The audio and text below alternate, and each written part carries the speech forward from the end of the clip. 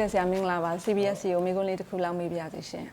ဟုတ် PLB ကိုမှတ်ပုံတင်ကုမ္ပဏီအနေတစ်ခုအနေနဲ့ဒုတိယမြောက် ASPGB ကုမ္ပဏီကိုမှတ်ပုံတင်လုပ်ငန်းစဉ်တွေဆောင်ရွက်ခဲ့တယ်လို့သိရပါတယ်ဆရာအဲ့ခါမှာ registration advisor မှတ်ပုံတင်ကုမ္ပဏီတစ်ခုအနေနဲ့ဆရာတို့ဆောင်ရွက်ခဲ့တာပါအဲ့တော့မှတ်ပုံတင်ကုမ္ပဏီတစ်ခုအနေနဲ့ဆရာတို့က ASPGB ကိုဘယ်လိုအကြံပေးဝန်ဆောင်မှုတွေပေးခဲ့လဲဆိုတာလည်းသိပြရစီဆရ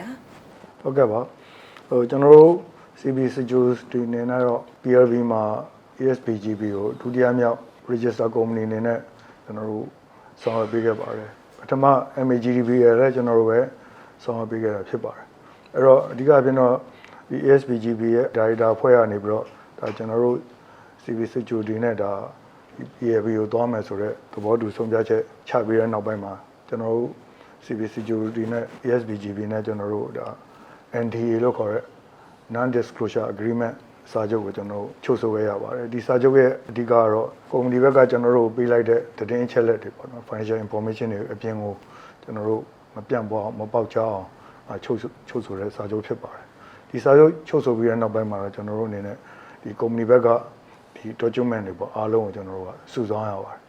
document တွေအားလုံးစုဆောင်းပြီးလို့ကျွန်တော်ဘက်ကနေပြီးတော့ဒီစည်းဝင်ဆောင်9ချက်ပေါ့နော်ဒီ9ချက်နဲ့ပြည့်စုံအောင်ကျွန်တော် review လုပ်ရပါတယ်အဲ့တော့ဒီလို review လုပ်နေတဲ့ကာလမှာပဲကျွန်တော်အနေနဲ့ဒီကုမ္ပဏီဘက်က director တွေဒါနိုင်ငံတော်ကသတ်မှတ်ထားတဲ့အမည်မဲစင်းမှာပါဝင်ခြင်းရှိမရှိဆိုတာစီစစ်ဖို့အတွက်ကိုဒီ Security Commission ကတဆင့်ကျွန်တော်တို့ပြည်ထောင်ဝန်ကြီးဌာနကိုကြိုတင်ပြီးတော့ပေးပို့ထားရပါတယ်တစ်ဖက်မှာလည်းကျွန်တော်ဒီကုမ္ပဏီကိုရန်ကုန် stock exchange ကသတ်မှတ်ထားတဲ့ဒီ form တွေပေါ့နော် form တွေကိုဖြည့်တာတို့တခါကုမ္ပဏီကတန်ကြီးဘယ်လောက်ရှိလဲပေါ့နော် stock exchange ကိုတက်ရင်ကုမ္ပဏီရဲ့ share တန်ဖိုးဘယ်လောက်ရှိလဲဆိုတော့ကျွန်တော်တို့က market value assessment တွေကျွန်တော်တွက်ချက်ရတယ်ပဲရှိပါတယ်အားပြီးတော့ကျွန်တော် information memorandum ရန်ကုန် stock exchange ကိုတင်တဲ့အခါမှာတင်ပြတဲ့ဒီကြိုတင်တင်ပြတဲ့စာရေးစာတမ်းတွေလည်းကျွန်တော်ပြုစုရပါတယ်အဲ့တော့ဒီ information memorandum နောက်ပိုင်းကျရင်တော့ကျွန်တော်က DDR လို့ခေါ်တဲ့ disclosure document for registration ဆိုတဲ့ document ဖြစ်နေကျွန်တော်တို့ပြောင်းပြီးတော့ကျွန်တော်ရေးဆွဲခဲ့ရပါတယ်အဲ့တော့ကျွန်တော်တို့အစောပိုင်းကာလမှာတော့ valuation တွက်ချက်ရတယ်ရှိပါတယ်ကုမ္ပဏီဘယ်လောက်တန်ကြီးရှိလဲဆိုတော့ဒီရန်ကုန် stock exchange ကသတ်မှတ်ထားတဲ့နေ့စနစ်တွေနဲ့အညီကျွန်တော်တွက်ချက်ရပါတယ်တွက်ချက်ပြီးတော့ဒီတွက်ချက်တဲ့ဒီ valuation report ကိုအကြောင်းကိုပေါ့ရန်ကုန် stock exchange ကိုတင်ပြပြီးတော့သူ့ဘက်ကအကြံဉာဏ်တွေကျွန်တော်ရယူခဲ့ရပါတယ်ကျွန်တော်တွက်ချက်လိုက်တဲ့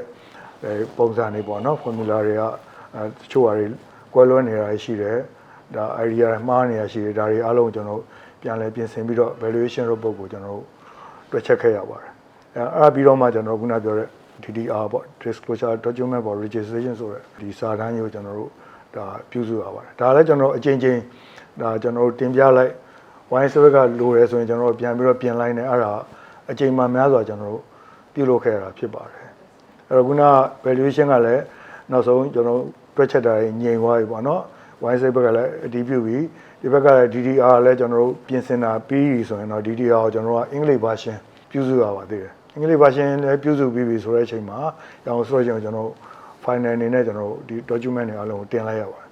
်တင်လိုက်တဲ့အခါမှာရောင် stock exchange ကဒါကို review လုပ်ပါတယ် review လုပ်ပြီးတဲ့ကာလမှာပဲကျွန်တော်တို့နောက်ဆုံးကျွန်တော်တို့ဒါ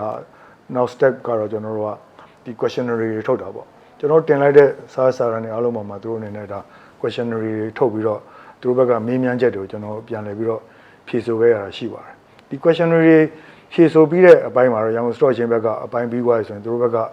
ထောက်ခံချက်နဲ့တခါဒီ document တွေအားလုံးကို Security Commission ကိုတင်လိုက်ရပါသေးတယ် Security Commission ဘက်ကဒီတင်ပြလိုက်တဲ့ document တွေအားလုံးကို review လုပ်ပြီးတော့တခါကျွန်တော်တို့ CB Security နဲ့တခါ GBS နဲ့ပေါ့နော်တခါသူတို့ interview session တွေကျွန်တော်လုပ်ရပါသေးတယ်အဲ့တော့ဒီ interview session တွေအားလုံးပြီးသွားပြီဆိုတော့မှ Security Commission ဘက်ကလည်းဒါအားလုံးပြည့်စုံပြီဆိုတဲ့အချိန်မှာသူတို့ဘက်ကသက်ဆိုင်ရာဝန်ကြီးဌာနကိုဆက်လက်ပြီးတော့တင်ပြပြီးတော့အတည်ပြုချက်တောင်းခံရတာရှိပါတယ်သက်ဆိုင်ရာဝန်ကြီးဌာနဘက်ကအတည်ပြုချက်ကြပြီဆိုတာနဲ့ကျွန်တော်ဘက်ကနောက်ဆုံးအဆင့်အနေနဲ့ဒီကုမ္ပဏီရဲ့ငကိုယ်လုံးကထုတ်ထားတဲ့ကျွန်တော်ဒီ physical share တွေကိုကျွန်တော်အနေနဲ့ဒါ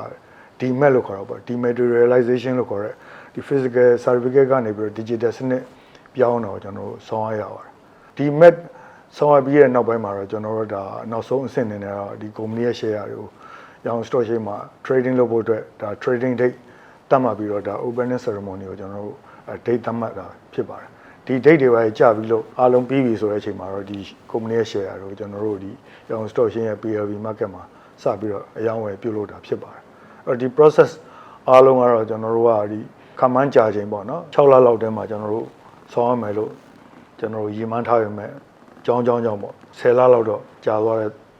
သဘောရှိပါတယ်တကယ်တော့ပုံမှန်ကျွန်တော်တို့ဆောင်းတော့မယ်ဆိုနောက်ပိုင်း PAB တက်မဲ့ကုမ္ပဏီကြရင်အချိန်အဲ့လောက်တော့မကြာတော့တော့ပေါ့အခုကတော့ကျွန်တော်တို့အနေနဲ့ကတော့ဒီအကောင်းဆုံးလည်းဖြစ်ရှင်တယ်ပေါ့နောက်က DDR ဆိုလဲလုံရင်းနဲ့ကုမ္ပဏီက main board တောင်တက်လို့ရတဲ့အနေအထားဖြစ်အောင်ကျွန်တော်တို့ကလုပ်ပေးလိုက်တာဖြစ်ပါတယ်အဲ့ဒီတော့ကတော့ဒါကျွန်တော်တို့ကိုယ်တိုင်လည်းပြန်ပြီးတော့လေ့ကျင့်တဲ့သဘောပေါ့နော်လုပ်လိုက်တဲ့အတွက်ဒါကုမ္ပဏီတို့လည်းကောင်းသွားတယ်နောက် main board တက်တဲ့ခါမှာလည်းအများကြီးကျွန်တော်ထပ်ပြီးတော့ပြင်ဆင်စရာမလိုတော့တဲ့အခြေအနေရအောင်ကျွန်တော်ဆောင်ရွက်ပေးလိုက်တာဖြစ်ပါတယ်ကျေးဇူးတင်ပါတယ်ဟုတ်ကဲ့ပါဆရာအခုလိုအကြံပေးကုမ္ပဏီအနေနဲ့ပေးတဲ့ဝန်ဆောင်မှုတွေကိုဆရာအခုလိုပြည့်ပြည့်စုံစုံလေးဖြည့်ချပေးတဲ့အတွက်ကြောင့်မို့တခြားတက်လန်းခြင်းတဲ့ company တွေစိတ်ဝင်စားတဲ့ company တွေဆိုရင်ပုံမှန်သိရှိနားလည်သွားမယ်လို့ယုံကြည်ပါတယ်ဆရာဟုတ်ကဲ့ခုတစ်ခါ ASPGB ရဲ့ဥက္ကဋ္ဌကြီးနဲ့မိကွန်းလေးမင်းမြန်ဝင်ပြပါရှင်ဆရာမင်္ဂလာပါဆရာကြီးရှင်ဟုတ် ASPGB ကုမ္ပဏီဟာမကြသေးခင်ကမှဒုတိယမြောက်မှတ်ပုံတင်ကုမ္ပဏီဖြစ်နေနဲ့ရန်ကုန် Stock Exchange ဈေးကွက်မှာမှတ်ပုံတင်ကုမ္ပဏီဖြစ်အောင်မြင်ရောက်ရှိခဲ့ပြီးဖြစ်ပါတယ်ဆရာဒါကြောင့်မလို့ဆရာတို့ရဲ့ကုမ္ပဏီအနေနဲ့ခုလက်ရှိလုပ်ကိုင်နေတဲ့လုပ်ငန်းဆောင်တာတွေကဘာတွေများဖြစ်နိုင်မလဲဆိုတာကိုမိတ်ဆက်စကားလေးများပြောကြားပေးလို့ရမလားရှင်ဟုတ်ကဲ့ရပါတယ်ကျွန်တော်တို့ဟိုပေါ့နော် ASPGB ကတကယ်တော့ကျွန်တော်တို့ Mother Unit ကတော့ Cobrada Company Limited ပေါ့နော်ကိုဒီကျွန်တော်တို့2015လောက်မှာကျွန်တော်တို့နိုင်ငံတော်ရဲ့လူအပ်ချက်ပေါ့နော်လယ်သမားတွေနိုင်ငံတော်ရဲ့စိုက်ပျိုးရေးကဏ္ဍဖွံ့ဖြိုးတိုးတက်အောင်လယ်ယာဝန်ဆောင်မှု agriculture services တွေကျွန်တော်တို့ပေးနိုင်အောင်ဆိုပြီးတော့ကျွန်တော်တို့ agriculture services ဒီ public company limited ဆိုပြီးတော့ ESP GPO ကျွန်တော်တို့2015လောက်မှာစပြီးတော့ကျွန်တော်တို့တည်ထောင်လိုက်တာပေါ့တန်းနိုင်တဲ့ဝန်ဆောင်မှုတွေလည်းကျွန်တော်တို့ဟိုလယ်ယာကဏ္ဍမှာပေးနေတာအခုအဓိကကတော့ကျွန်တော်တို့ဒီလေယာလုပ်ငန်းမှာကျွန်တော်တို့အဓိကလိုအပ်နေတဲ့လေယာသုံးစက်ကရိယာတွေတောင်သူတွေဝယ်3000ကျွန်တော်တို့ကတော့ကူပူတာနော်လေယာသုံးစက်ကရိယာတွေကိုကျွန်တော်တို့ရောင်းစင်တာလေးတွေကျွန်တော်တို့လက်ရှိမှာတော့ကျွန်တော်တို့ကမုံရွာရယ်နောက်တစ်ခါစစ်တွေရယ်နောင်ချိုရယ်ဒါအဲ့ဒီမှာကျွန်တော်တို့ကလေယာသုံးစက်ကရိယာရောင်းစင်တာလေးတွေဖွင့်ပြီးတော့လေသမားတွေဖြန့်ဖြူးပေးနေတဲ့လုပ်ငန်းရပ်တွေလည်းကျွန်တော်တို့လုပ်နေပါတယ်နောက်တစ်ခုကလည်းကျွန်တော်တို့တောင်သူတွေနဲ့ကျွန်တော်တို့အရင်ဒီလိုအပ်တဲ့တောင်သူတွေအရင်ဒီမတတ်နိုင်တဲ့เนาะတောင်သူတွေနဲ့ကျွန်တော်တို့အကျိုးတူပူးပေါင်းပြီးတော့ contract farming ပေါ့ကျွန်တော်တို့လိုအပ်တာဒီကုမ္ပဏီဘက်ကဖြည့်ဆည်းတောင်သူကလည်းဟလာဒီ site ကျွန်တော်တို့လိုချင်တဲ့အရေးသွေးရှိတဲ့သီးနှံတွေထွက်အောင်ကြိုးစားလုပ်ရလာတဲ့ထွက်ကုန်တွေကိုလည်းဈေးကွက်မှာပေါက်ဈေးတိုင်းကျွန်တော်တို့ကုမ္ပဏီကပဲပြန်ပြီးတော့တောင်သူတွေမနစ်နာအောင်ဝယ်ပြီးတော့ contract farming တွေလည်းကျွန်တော်တို့ ARV တိုင်းတို့ပဲခူးတိုင်းတို့ရန်ကုန်တိုင်းတို့ကျွန်တော်တို့မကွေးတိုင်းတို့မှာကျွန်တော်တို့လုပ်နေပါတယ်နောက်တစ်ခုကလည်းကျွန်တော်တို့ ASP ရဲ့ငကိုမူလရည်ရွယ်ချက်ကိုကကျွန်တော်တို့နိုင်ငံတော်မှာလျှာကဏ္ဍနဲ့ပတ်သက်ပြီးတော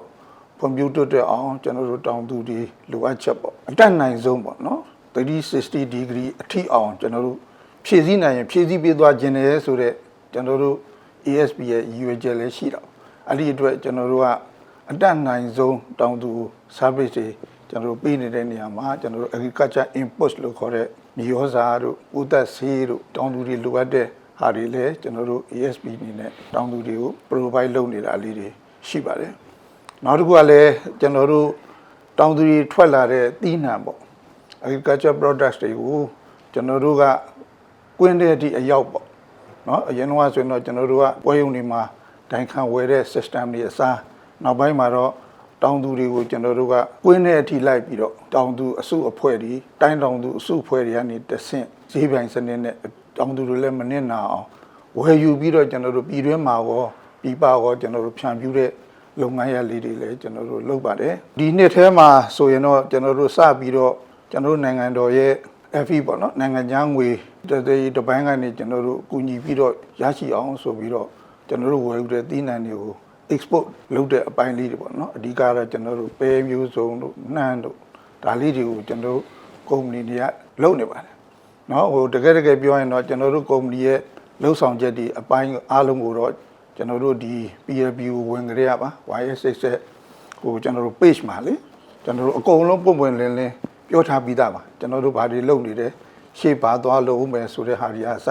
ကျွန်တော်တို့အရင်တော့လို့ လူမသိကြမရှိတော့ပါเนาะကျွန်တော်တို့ YSA က page ကနေပြီးတော့အကုန်လုံးကို transparency ကြကျွန်တော်တို့အကုန်လုံးပြောထားပြီးဖြစ်ပါတယ်ဒါကြောင့်မလို့ကျွန်တော်တို့အနေနဲ့အတတ်နိုင်ဆုံးတော့ agriculture service ကျွန်တော် public company limited ဆိုတဲ့အတိုင်းပဲကျွန်တော်တို့တောင်သူလူကြီးအတွက်လိုအပ်တဲ့ဝန်ဆောင်မှုအားလုံးကိုကျွန်တော်တို့အနေနဲ့အတတ်နိုင်ဆုံးဖြည့်ဆည်းသွားမယ်လို့ကျွန်တော်ရည်ရွယ်ပြီးဆက်လက်ဆောင်ရွက်သွားမှာဖြစ်ပါတယ်ခင်ဗျကျေးဇူးတင်ပါတယ်ဟုတ်ကဲ့ပါဆရာကျေးဇူးတင်ပါတယ်ဆရာခုလိုထပ်မံပြီးတော့ဖြည့်ဆွတ်ပြီးရှင်းပြလိုက်တဲ့အတွက်ကြောင့်မို့ ASPGB ရဲ့ share တွေဝယ်ယူတဲ့ investor တွေအနေနဲ့ပို့ပြီးတော့သိမြင်လာတာပါဆရာကျေးဇူးအများကြီးတင်ပါတယ်ရှင်ဟုတ်ကဲ့